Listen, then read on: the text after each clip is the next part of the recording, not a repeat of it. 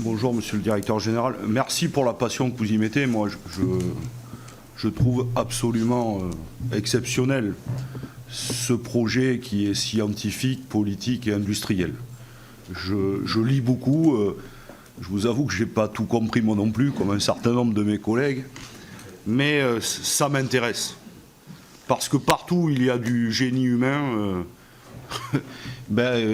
mettons-nous au travail. D'autant plus que une des choses que vous nous apprenez, c'est que dans le monde dans lequel nous vivons, qui est beaucoup fait sur la compétition entre les peuples, entre les États, là où il y a coopération, nous sommes capables d'imaginer des choses extraordinaires que nous n'étions pas capables d'imaginer il y a encore 20 ans. Donc pour moi, c'est un beau projet.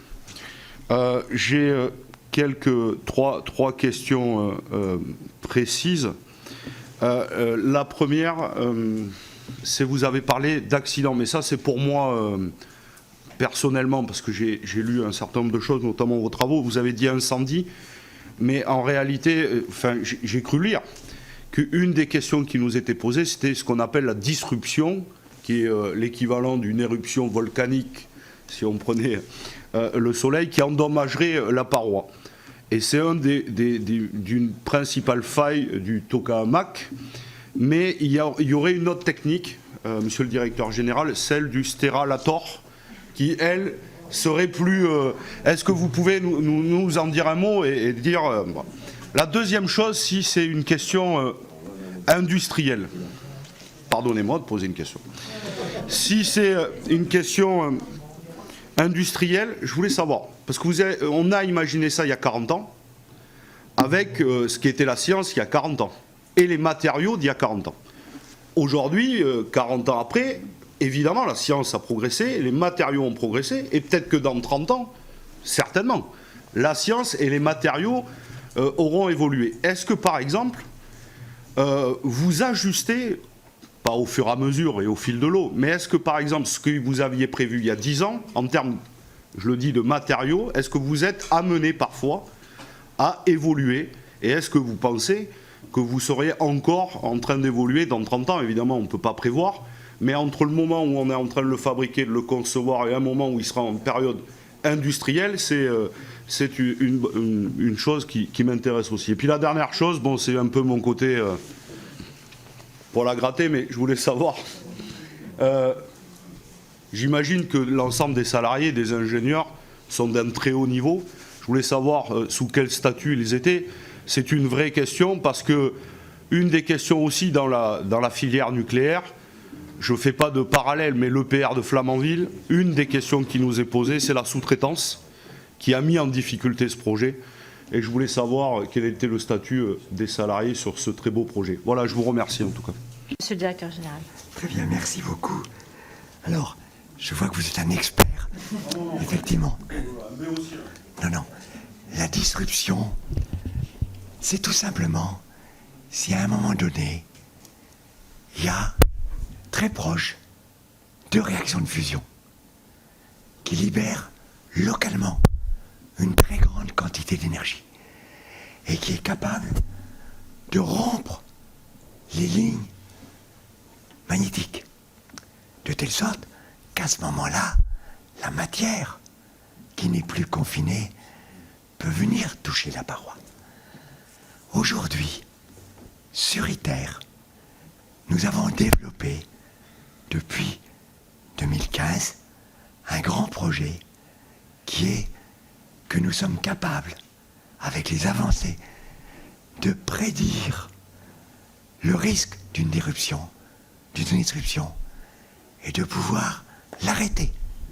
C'est-à-dire qu'à ce moment-là, j'injecte un gaz qui ne peut pas fusionner, de l'argon, par exemple, et je dilue instantanément l'énergie qui devient de la lumière. Et donc, la disruption n'a pas abîmé la paroi. Certes, ça m'obligera à avoir arrêté, entre guillemets, le plasma, mais le risque d'abîmer la paroi est aujourd'hui sous contrôle. Voilà. Et c'est une coopération qui a mobilisé les Américains, les Anglais, les Français, les Coréens, les Chinois. Et en 5 ans, le problème est sous maîtrise. Voilà. Stellarator. Excusez-moi de ne pas avoir été assez clair. L'enjeu, c'est de tisser les lignes champ magnétique avec une extrême précision.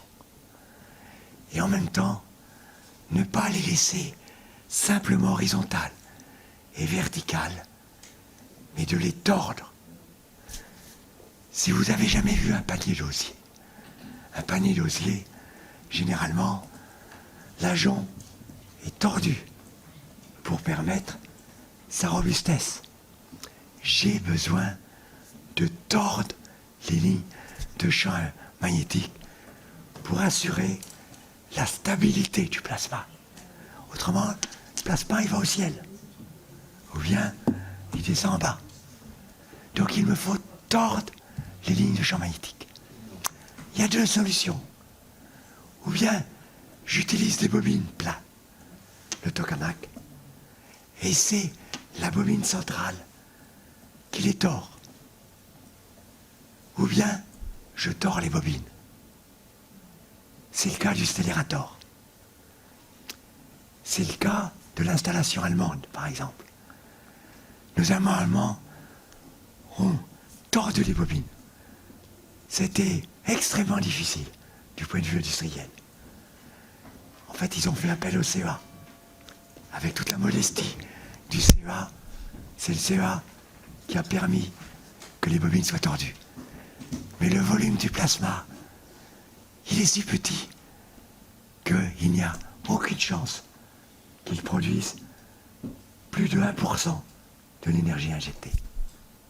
Donc, pour moi, l'expansion à 800 mètres cubes, je ne la vois pas. En raison de la difficulté de tordre les bobines et de les positionner correctement. Question industrielle. Moi, je suis un scientifique de base. J'étais professeur des universités, comme peut-être vous le savez. L'ingénierie, c'est autre chose. Le scientifique, il n'est jamais satisfait. Et il croit que l'amélioration est toujours possible. Très bien, on a besoin de lui. L'ingénieur, on lui demande de construire quelque chose qui marche, avec une échéance de temps. Donc, s'il n'arrête pas le dessin du projet, ça ne marchera jamais. Donc moi, aujourd'hui, je suis dans la logique de l'ingénieur. Je ne vais pas changer les matériaux. Bien sûr, par exemple, l'électronique que je vais utiliser dans 10 ans, c'est l'électronique en 2030, pas celle de 1985, ni celle de 2007. Voilà, j'ai prévu de changer l'électronique. Mais je n'ai pas prévu de changer le système de collection d'énergie. Donc pour moi, c'est 2 métiers. Et je me bats tous les jours contre les gens qui me disent « Ah, directeur général, si on changeait ça, voilà, ça serait encore mieux. » Mais je dis « Désolé, on a la salle de la fabrication. On a prévu les interfaces.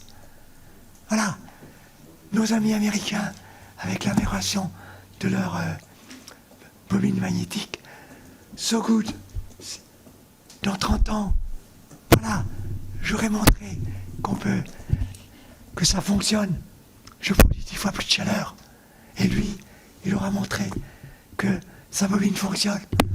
Alors, c'est ça le projet industriel. Dernier épisode. Les personnalités sont aujourd'hui des fonctionnaires internationaux. Tous. Sur le chantier ITER, j'applique les règles du statut du droit du travail français pour les ouvriers et les ingénieurs chinois, espagnols, portugais. Tous les pays du monde appliquent le droit français.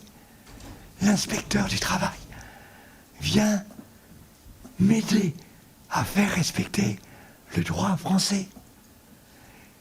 Donc, s'il y a eu éventuellement une personne qui n'a respecté pas le droit français, elle est sortie dans l'instant du chantier. Voilà. Hitler, on en parle beaucoup plus pour ses coups extrêmes, selon, entre guillemets, pour l'irréalisme, pour le droit social, etc. Il y a un article dans Le Canard enchaîné aujourd'hui. On donne la parole à quelqu'un qui ne connaît rien. Je m'excuse de dire que j'ai remercié le jour où je suis arrivé pour... Je vous laisse deviner.